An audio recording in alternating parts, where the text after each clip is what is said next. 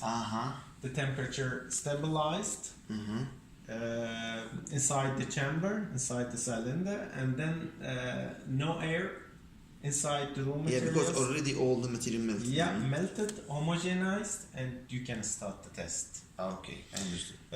About the cutoff, I'm setting it to 120 cutoff times.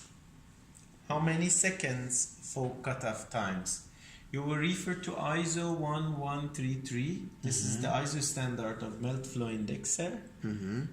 There, based on the raw material melt flow rate range. For example, you have the sample in hand, and the specification shows you that the melt flow index will be something about 0.2, 0.3. Okay. Based on this range value, not accurate value, the range value, if it's 2 or if it's 0.2, you will refer to the standard. There is a table in the ISO standard that shows you that how much raw material need to be filled inside the cylinder of the melt flow indexer, and also how many seconds you need to adjust the cut-off times. Okay.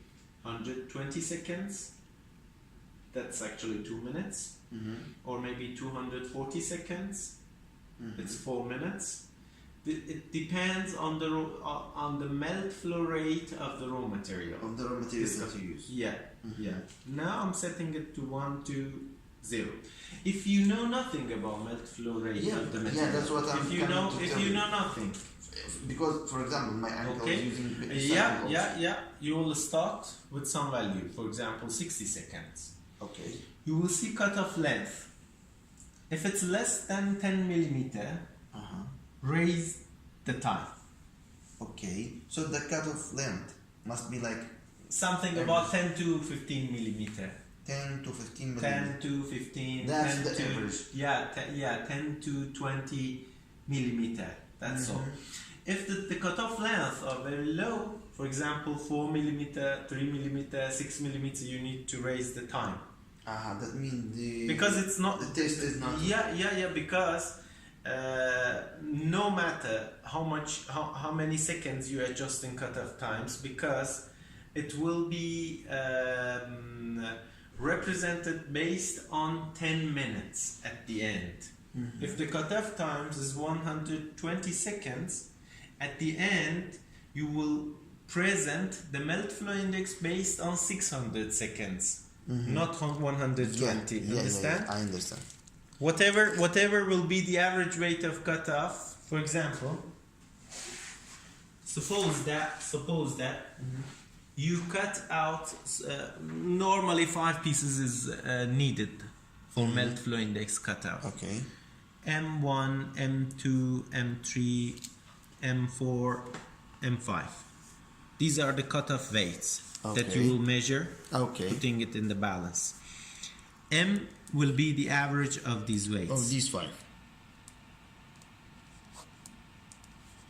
Yep. Okay, got it. Suppose that the cutoff times is 120 seconds. For each one?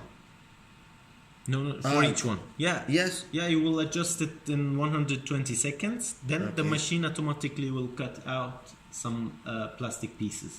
Every 120. Every 120 seconds will be and this is the average weight of these cutoffs. Okay. Average weight. Then, how you will represent the how you will present the melt flow rate?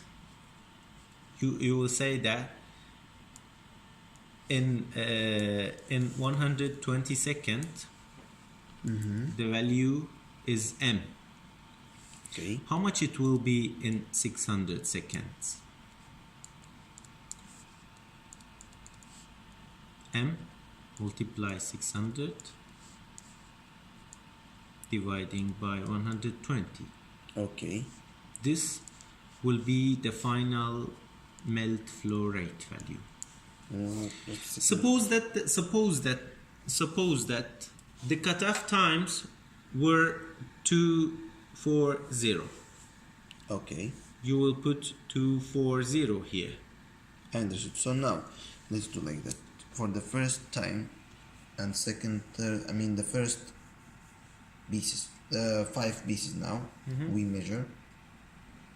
We will get the average, which is these 5 masses, divide 5. Then this is what you did here. The cutoff times. Yeah, the cutoff times. Okay. Then here, this is the Look, mass. Zohair.